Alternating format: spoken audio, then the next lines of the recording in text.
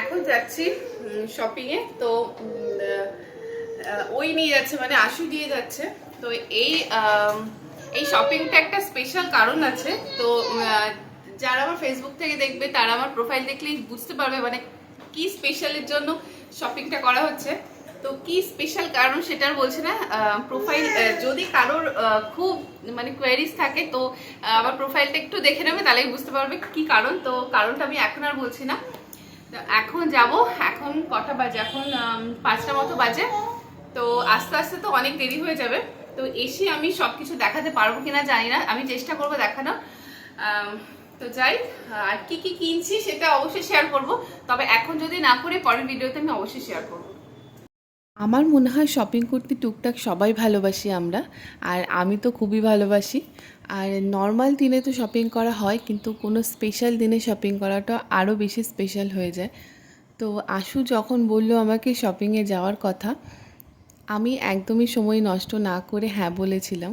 কি শপিংয়ে যাওয়ার আগ দিয়ে প্রচণ্ড মেঘলা ছিল, বৃষ্টিও পড়েছিল, কিন্তু আমরা যখন যাব তখন মেঘটা কেটে গেছিলো, তাই যেতে পারলাম, না হলে হয়তো যাওয়া যেত না। তো যাই হোক, আর আমার শপিংয়ে যাওয়ার আগ দিয়ে এত খিদে পায় জানি না কেন, এই অভ্যাসটা খুবই খারাপ। তো ভাবলাম যে তাহলে আগে খেয়ে নিই। আর আমরা যে ক্যাফেতে ঢুকেছিলাম, ক্যাফের খাবার দাবার খুবই ভালো ছিল। নিয়েছিলাম মিক্সড ফ্রাইড রাইস আর নিয়েছিলাম গার্লিক চিকেন।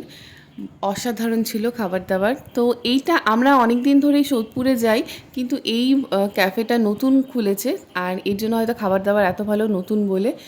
আর আদি তো মানে ও জুস খেতে খুব ভালোবাসে, বাড়িতেও ওকে প্রতিদিন আমি জুস দিই, মানে ওর জুস খুব ভালোবাসে। তো ওখানে গিয়েও ম্যাঙ্গো জুস খাবে, তো ম্যাঙ্গো জুস খেলো। আর খুব একটা হাতে খেতে চায় না, এখানে এসে দেখলাম হাতে খাচ্ছে, এটা বেশ একটা ভালো ব্যাপার। আর এখন হাতে খাওয়া খুবই ভালো। তো ওর হাতে খাওয়া দেখে আমার তো খুব ভালো লাগছিলো যে হ্যাঁ, কিছু না হোক হাতে তো খাচ্ছে। আর ওরও বেশ ভালো লেগেছিলো। আমরা হট গার্লিক ভেবেছিলাম নেব, কিন্তু আমি ভাবলাম ও খেতে পারবে না হট গার্লিক, যেটা একটু স্পাইসি হয়। তো আমরা বাটার গার্লিকটাই নিলাম। আর তো খাওয়া দাওয়া কমপ্লিট করে আমরা আগেই ভেবেছিলাম যে রেডিমেড সেন্টারে যাব। ওটা আদি রেডিমেড আর রেডিমেড সেন্টার দুটো একই জায়গায়। তো ভেবেছিলাম আমরা দুটো একসাথে ঘুরে তারপরে। আর আমার যখনই শপিংয়ে যাই না কেন, আমার জানি না আমার কেন, আমার অনেকগুলো দোকান না ঘুরলে আমারও ঠিক ভালো লাগে না। আর এই যে এই মৌরির সাথে যে চিনিটা দেয় না, আমার ওটা খেতে বেশি ভালো লাগে। আর আমি আরেকটা কথা, আমি এই যে শপিংয়ে যাচ্ছি ঠিকই, কিন্তু আমার না মার সাথে শপিংয়ে গেলে মনে বেশি কমফোর্টেবল লাগে। আর মানে খুব স্যাটিসফ্যাকশান ফিল করি, কারণ হচ্ছে মার থেকে আমি সব কিছু মানে সব কিছু নিই, যে কোনটা নেব কোনটা কি নেব না, মা সেটা আমাকে বলে দেয়। আর যার সাথেই যায় না কেন, তারা সবসময় না আমার ওপর নির্ভর করে থাকে, হ্যাঁ ও নিচ্ছে মানে সেটা ভালো হবে। এর জন্য আমার মার সাথে গেলে বেশি ভালো লাগে। তো আশু যখন নিয়ে যাবে বলেছে, আশুর সাথে আমাকে যেতে হবে। আর শাড়িগুলো দেখছি, আমার বেশ ভালো লেগেছে, এই ইয়েলো আর রেডের কম্বিনেশনটা খুব ভালো লাগে। কিন্তু আমার এখন এখন না এত কালারফুল শাড়ি পরতে ভালো লাগে না। তবুও জানি না কি করব, কি নেব না নেব, মানে এত শাড়ি দেখে আমার আর ডিসাইড করতে পারছি না। তো যাই হোক, আমার একটা ডিজাইনার শাড়ি নেওয়ার ইচ্ছে আমার কাছে আছে, কিন্তু আমি এতদিন যাবৎ মানে যেইগুলো নিচ্ছি বেশিরভাগটা আমি ট্র্যাডিশনাল নিচ্ছি। তো ট্র্যাডিশনালের উপর আমার একদমই আর ইচ্ছে নেই নেওয়ার।